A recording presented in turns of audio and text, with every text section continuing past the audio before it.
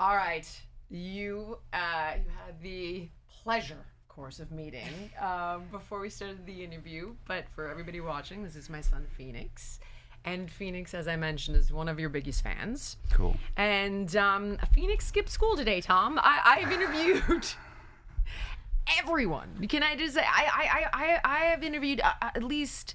I've interviewed athletes. I've interviewed actors. I've interviewed politicians. I've interviewed friggin'... Never once have we skipped school. So I've skipped school for way worse reasons than this. So we had a raging case of diarrhea last night, and we skipped school. So I promised 3 questions. There were quite a few. I integrated them into my interview. All right, are you ready? Okay. Okay. How should I start? Just ask. we're already started. Yeah, you have started. Okay. What's your favorite song you wrote and why?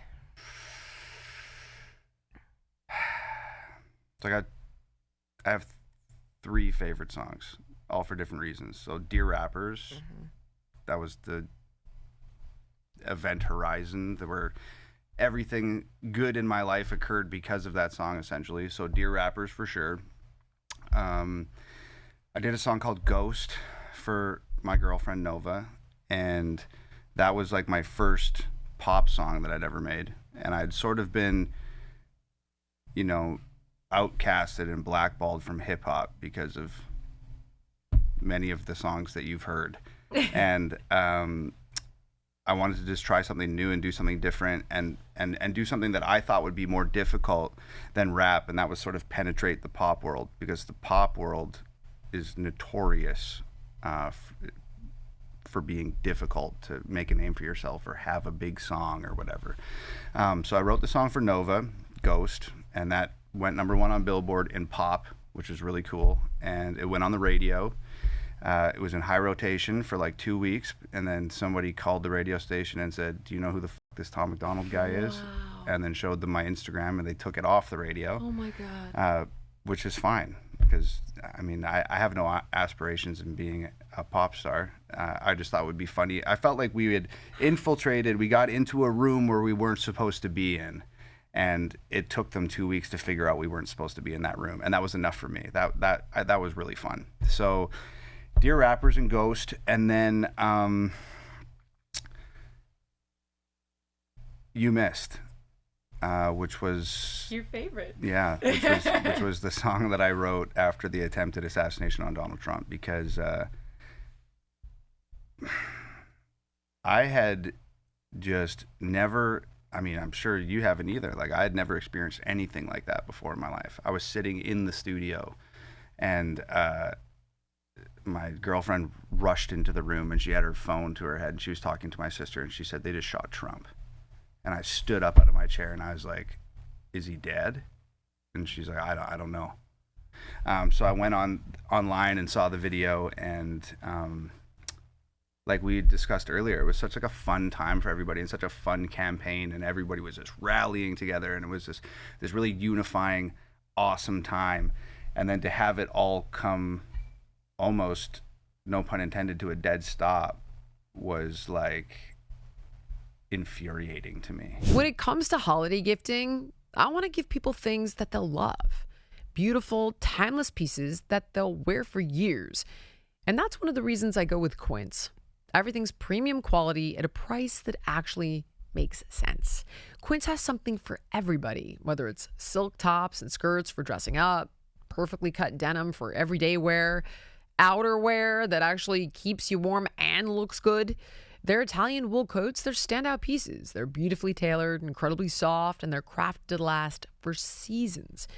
Every piece is made with premium materials from ethical, trusted factories, and they're priced far below what other luxury brands charge. The craftsmanship, it shows in every detail, from the stitching to the fit and the drape. It's elevated, timeless, and made to wear on repeat. I personally am obsessed with their super soft Mongolian cashmere sweaters. For only $50, they look and feel amazing. Guys, Find gifts so good, you're going to want to keep them with Quince. Go to quince.com/Jillian for free shipping on your order and 365-day returns. Now available in Canada too. That's QUINCE.com/Jillian to get free shipping and 365-day returns. Quince.com/Jillian.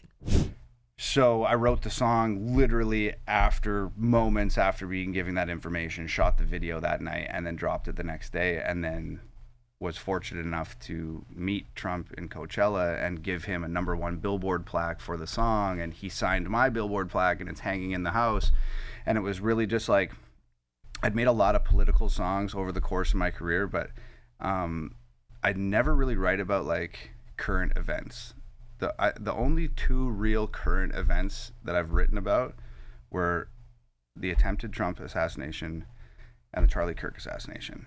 And typically, I'm not really into writing about current events in an immediate fashion like that. I usually like let things breathe and sit back and listen to the varying narratives that come in and see kind of where I fall. But I feel like there's certain moments in life that are like so poignant and important and historical. Like those moments are going to go down in history. And I don't always know what to say when something terrible happens in my life with my girlfriend or my dog or my parents or myself. I don't always know how to sit down and have a conversation about those things, but I usually am able to decipher how I'm feeling enough to write a song about it. And I saw everybody online talking about Trump, and I saw everybody online talking about Charlie when those things happened. And I wanted to go online and talk about those things, but I could not figure out for the life of me how the fuck to say what I was feeling. I just could not find the words. And in those moments, I felt like I need to do the only thing that I know how to do, and that's write a song. So the Charlie song was very important as well, but the Trump song you missed was the first time that I'd ever, current event just happened, wrote the song, released the video the next day.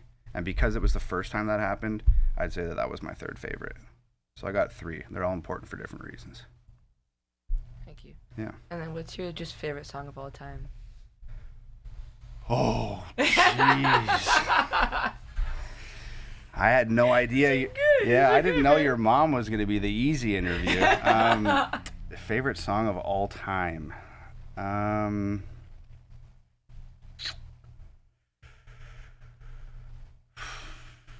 Maybe Going to California by Led Zeppelin. Why?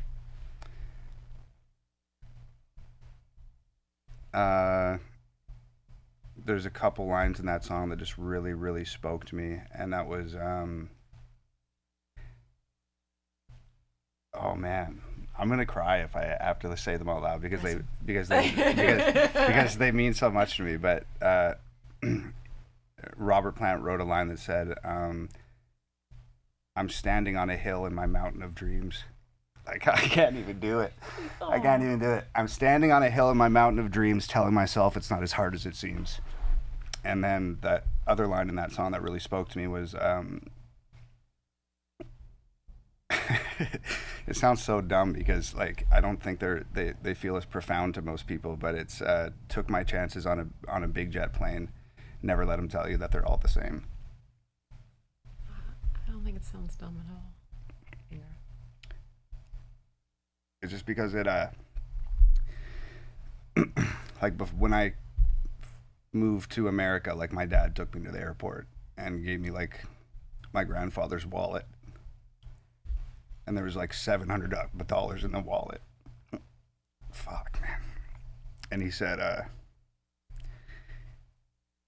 the American dream's still alive and well, you just got to work for it.